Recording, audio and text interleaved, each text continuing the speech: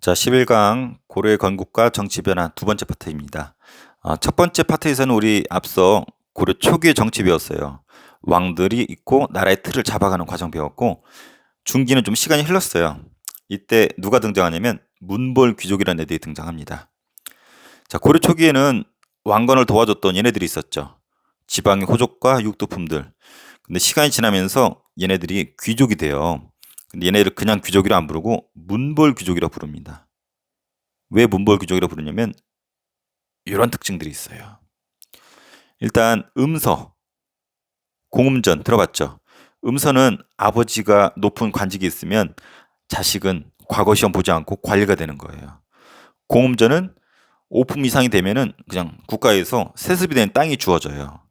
그리고 겹치게 혼인을 했어요. 귀족들끼리 혼인을 하거나 왕족과 혼인을 하거나.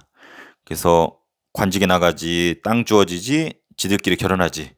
이렇게 해서 힘을 키웠던, 중첩된 힘을 키웠던 귀족을 문벌 귀족이라고 합니다. 대표적인 게 이자겸이고 경원 이씨예요. 이 혼인 관계도 한번 보세요.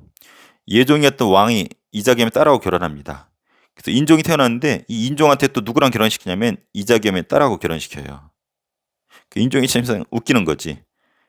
자기 부인이 또 친척이야. 이자겸 입장에서 어떨까요? 인종은 이자겸이 자기 장인어른도 되고 자기 사돈도 되겠죠?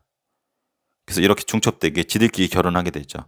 이러한 부분, 이래서 탄생하는 것이 이자겸 같은 문벌 귀족입니다.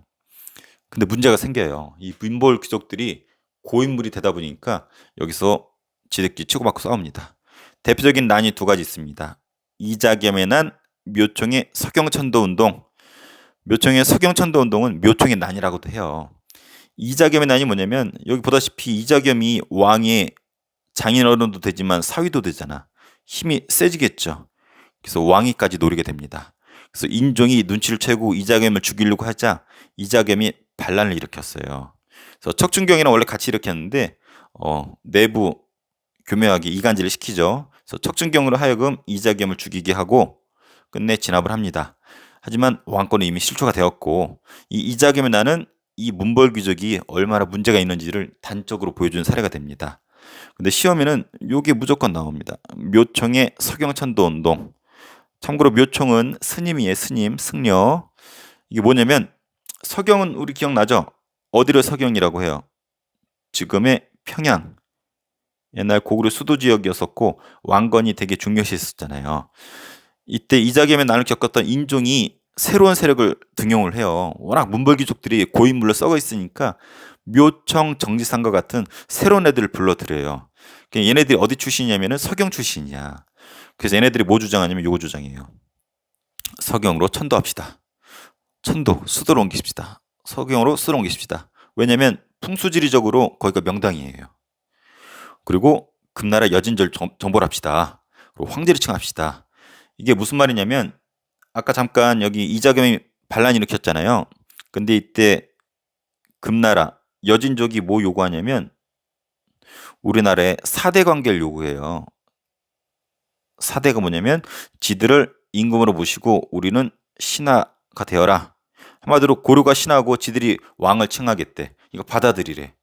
근데 이자겸은 권력에 욕심이 있어서 이걸 오케이 했어요. 근데 그게 꼴 보기 싫었던 묘총과 정지상은 안 된다. 여진족 정벌 하자. 그리고 우리도 황제를 칭하자. 라고 주장하면서 수도로 옮기자라고 주장을 하죠. 인종이 오케이 합니다. 그래서 서경에다가 대화궁이라고 하는 궁궐을 실제로 짓고 추진을 해요. 근데 갑자기 거기 이제 벼락이 치고 불도 나고 난리가 나요. 그래서 개경 세력이 반대를 합니다. 왜냐면 개경 입장에서는 자기네 근거지를 놔두고 서경으로 옮기게 되면 자기네 힘을 잃을 수가 있잖아. 그래서 수도 천도하는 거 반대하는데 이때 묘총이 서경에서 반란을 일으킵니다. 그래서 나라 이름을 대위국, 연호를 천계라고 해서 서경에서 반란 일으키고 관군이라 말하는 국가 군인이라는 뜻이에요. 관군을 끌었던 김부식이 끝내 묘총의 난을 진압을 하면서 끝나게 됩니다. 그러면서 이런 부분은 유지가 되겠죠. 그래서 묘총의 서경천도 운동, 묘총 정지상 같은 서경 세력이 수도를 옮기려고 했지만 김보식을 비롯한 개경 세력의 반대로 실패했었다라는 거 알아두기 바랍니다. 아래부터 볼까요? 이게 왜 중요하냐면은 신채호 선생님이 이런 얘기를 했어요. 묘총의 천도운동은 묘총이 패하고 김부식이 이겼다. 이것 때문에 조선 사회가 사대적, 보수적, 속박적 사상인 유교 사상이 정복되고 말았다. 한마디로 찌질한 유교가 승리했다 이거예요. 김부식이 유학자거든. 묘총은 스님이고. 여기가 중요합니다.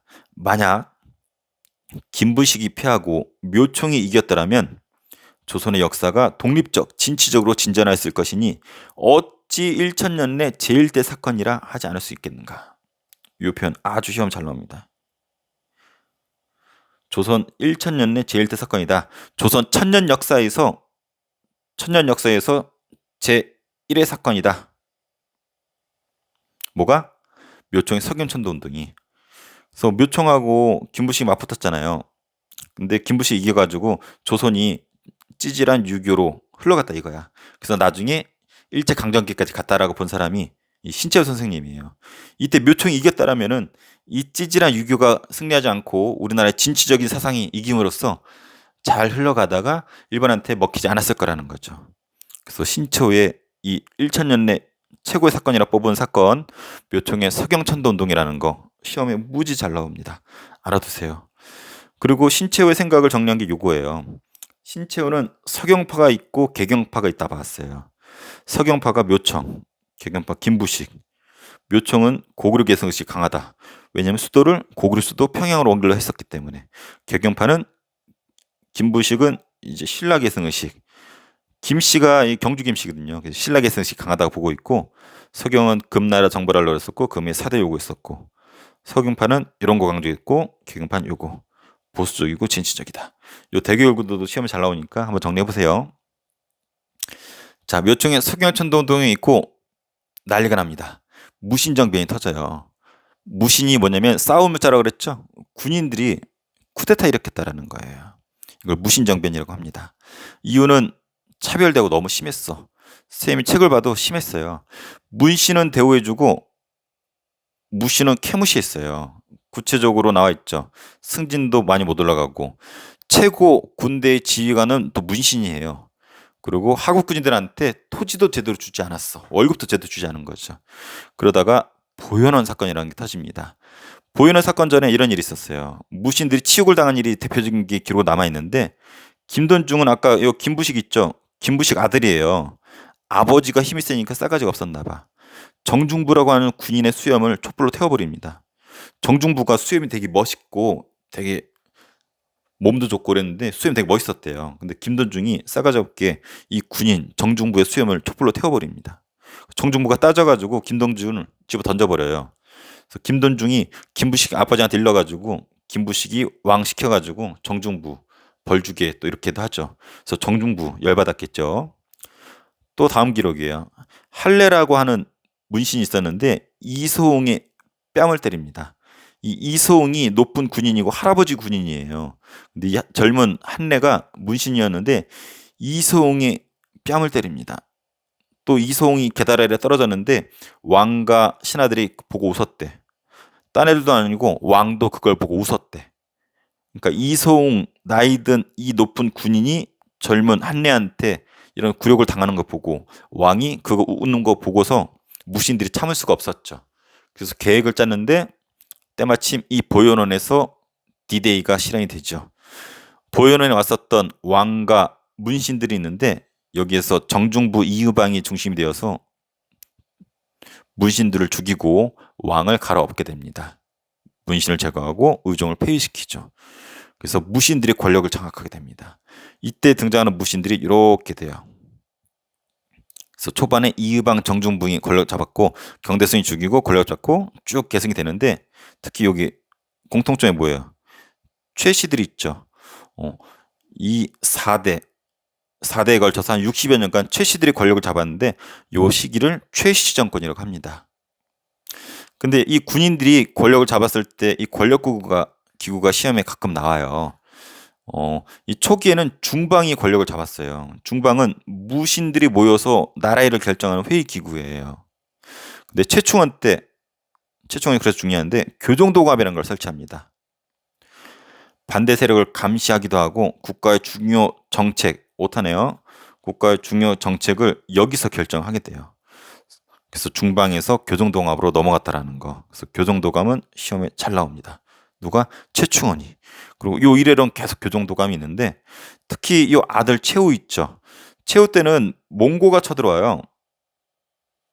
원나라전 나중에 몽골이라고 하죠. 몽골이 쳐들어오는데 애들이 해군이 약하기 때문에 강화도로 수도를 옮겼는데 이때 권력자가 최후예요. 최후의 권력 기구는 이런 게 있어요. 정방, 서방, 삼별초. 정방은 최후가 설치했는데 집에 설치했어요. 인사권을 장악한 기구인데 인사란 말이 뭐냐면 안녕하세요 인사가 아니라 관리를 어느 부서에 쓸지 적재적소에 배치하는 이런 업무를 인사권이라고 하는데 막강한 권한이죠. 그래서 인사권을 장악했었던 거 정방이 최후 때 설치되었다라는 거. 최충원은 교정도감. 그래서 알아두세요. 최충원, 교정도감, 최후, 정방, 서방, 삼별초. 자, 최충원 때 이제 도방이라는 것은 경호기구인데 경대성이 처음 만들었어요. 사병기구인데 본인을 보호하기 위한 어떤 경비 역할이었는데 이걸 확대한 것이 도방인 거고. 자, 최후 때는 이제 서방 글서자예요. 공부한 애들 데려다가 공부시켜줬고.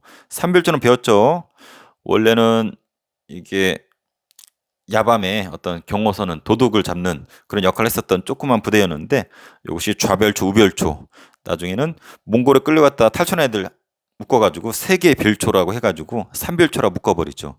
나중에 배우겠지만 몽골에 저항했었던 그런 부대로 유명하죠. 이게 최후의 최씨 집안의 어떤 권력 기구가 되었었다라는 거 알아두기 바랍니다. 근데 여기서 우리가 좀 기억해줄 사람이 이음인이에요. 이음인은 천민 출신이에요. 어머니가 노비였나 그래. 그러니까 노비였는데 최고의 신분이 되었잖아요. 그래서 이걸 본 사람들이 자기도 신분 상승할 수가 있겠구나. 이음인 같은 천민도 최고 권력자가 된 거 보니까 신분 상승에 대한 기대감을 갖게 되고 이렇게 아랫사람이 윗사람을 치고 올라가는 것을 뭐라고 그러냐면 하극상이라고 그러죠. 그래서 이음인을 보고서 이 하극상이 자주 일어났는데 여기서 일어나는 것이 이 농민과 천민 같은 사람들이 반란 일으켜요. 거기에 영향을 준 것이 이 이음인이 최고 권력자가 되었다라는 거. 그래서 배경 나오죠? 신분 상승에 대한 기대감이 이음인 때문에 생겼고 또 지배층들이 막 삥 뜯어요. 수탈을 해요. 그러다 보니까 반란이 일으키는데 대표적인 반란이 이렇게 있습니다. 첫 번째는 망이 망소의 형제가 일으킨 난인데 공주 명악소의 난으로 더 잘 알려져 있어요. 선생님 여기서 해주고 싶은 얘기는 공주 명악소에서 일어난 건데 여기 소. 혹시 여러분 향부곡소 기억나나요? 지난 시간에 배웠는데 향부곡소. 특수행정 구역이었잖아요. 그래서 왕따를 당했었던 이사도 못 가고 그리고 세금도 많이 냈어야 되는 특수행정 구역이었었던 공주에는 명악소라는 곳에서 반란이 일어납니다. 그래서 너무 이제 차별이 심했다라는 거죠. 그래서 여기에서 반란이 일으키니까 고려 정부가 이 소를 일반 도시로, 일반 현으로 승격을 시켜줘요. 하지만 기대에 이제 미치지 못하니까 망이 망소이가 반란이 일으키죠. 그리고 경상도에서 이런 게 있었고 또 전주에서 관노비, 국가노비가 반란이 일으켰고. 근데 요거 알아두세요. 만적의 난. 만적은 최충원 아까 기억나죠? 최씨의 최고 권력자 최충원의 노비인데 얘가 반란을 일으킵니다. 만적이 노비들을 불러 모아놓고 이런 연설을 했었대요. 무신정변 이래로 천안 부류에서 높은 관직이 오르는 경우가 많았다. 이음인이 대표적이죠. 천안 신부님에도 높은 관직이 올랐잖아요. 여기 꼭 알아두세요. 장군이나 정승이 어찌 처음부터 씨가 따로 있겠느냐. 때만 잘 만나면 누구나 될 수 있다. 한마디로 야 장군의 씨가 따로 있어? 정승의 씨가 따로 있어? 왕족의 씨가 따로 있어? 우리가 저 새끼들 죽이고 우리가 최고 권력자가 되면은 우리의 씨가 최고 권력자가 되는 거야. 우리의 씨가 최고야. 라고 만적이 연설을 하면서 반란을 주도하게 되죠. 근데 이걸 연설을 들었었던 노비 중에 하나가 주인한테 이걸 일러서 이 만적이 나는 진압이 되게 되죠. 그래서 만적은 죽임을 당합니다. 그래서 만적, 이 씨란 단어 나오면은 만적이 아니에요. 그래서 이때 농민과 천민의 반란, 여기 지도에 보는 것처럼 여러 군데서 벌어집니다. 여기 꼭 알아야 될 거, 여기 망이 망소의 난이 우리 공주에서 일어났다라는 거, 만적의 난이 수도 개경에서 일어났다라는 거. 최소한 이 두 개는 꼭 알아두세요.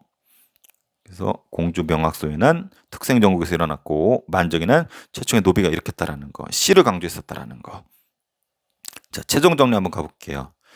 자, 고려 중기에는 문벌귀족이라는 어떤 고인물들이 등장했죠. 얘네들이 특권, 음서 공음전, 그리고 중첩된 혼인 등으로 이자겸이 대표적이었었죠. 그래서 이자겸이 끝내 왕까지도 욕심을 노리는 이자겸 반란이 일어나죠. 그래서 내분을 이용해서 진압을 했고, 하지만 왕권이 실추되었고, 그래서 왕권이 실추된 인종이 묘총 정지상을 불러들였는데 이들이 뭘 주장하냐면 서경천도 운동을 주도하게 되죠. 그래서 풍수지리를 내세워서 서경으로 갑시다. 금나라 정벌합시다. 황제를 칭합시다. 라고 주장했지만 개경 세력이 반대했고, 그러자 묘총이 반란을 일으켰고 김부식이 진압을 했고, 이거에 대해서 신채호는 되게 안타까워했었죠. 묘총이 패하고 김부식이 이겨서 우리나라가 고리타분한 유교가 정복되었다. 그래서 우리나라 사회가 유교로 흘러가면서 개판되었다. 만약에 김부식이 패하고 묘총이 이겼다면 우리가 독립적이고 진취적으로 성공하면서 바뀌었을 것이다, 역사가. 그래서 어찌 1천년내 제1대 사건이라 하지 않을 수 있겠냐. 그래서 조선 천년 역사에서 제1의 사건을 묘총의 서경천동으로 뽑은 사람 신채호고, 신채호는 이런 시각을 가지고 이 사건을 바라봤다라는 거. 서경파 대 개경파, 묘총 대 김부식의 대결로 봤었다라는 거. 그래서 이런 부분 한번 정리해보고, 그리고 무신정변이 일어났었죠. 문신과 무신의 차별되고 심했었고, 보현원에서 시작이 되었었고, 이때 최고 권력자들이 있었고, 이 중에서 이의민은 천민 출신이었다라는 거. 그래서 신분 상승의 기대감에 의해서 하극상이 자주 일어난 시대였었다라는 거. 그래서 하극상의 사례 여기 있죠. 대표적인 거 공주 명학소의 난, 특수행정국에서 일어났었고, 만적의 난, 최초의 노비가 씨 운운하면서 반란을 도모했었다라는 거. 그래서 공주, 개경에서 반란이 있었었던 거. 그리고 이 4대 60여 년간 최시대 권력 잡았었죠. 그래서 최총원과 최후 비교해야 됩니다. 최총원은 교정도감과 도방이 있었고, 최후는 강화도로 천도했었고, 이런 것을 권력 기반으로 했었고, 특히 교정도감, 최총을 설치했었고, 정방, 최후가 집안에서 인사권을 장악했었던 기구였었다라는 거. 자, 이 정도는 꼭 한 번쯤 읽어보기 바랍니다.